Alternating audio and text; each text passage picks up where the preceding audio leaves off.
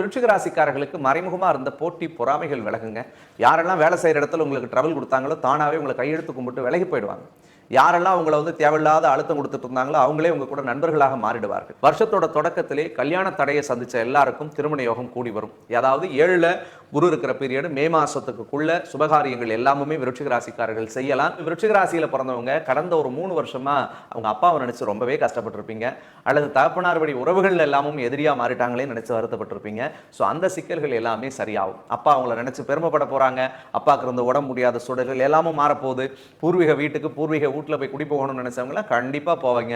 பூர்வீகத்தில் சொத்து பத்தி ஏதாவது வாங்கணும்னு நினைச்சா வாங்குவீங்க. பழைய வீட்டை ரெனோவேட் பண்ணணும்னா பண்ணுவீங்க. 2வது வேலையில ஒரு நிம்மதியே இல்லைன்னு நினைச்சவங்களுக்கெல்லாம் நல்ல வேலை கிடைக்க போகுதுங்க. வேலையே இல்லைன்னு நினைச்சவங்களுக்கு வேலை கிடைக்கும். ப்ரமோஷன் வேணும்னு நினைச்சவங்களுக்கு ப்ரமோஷன் கிடைக்கும்.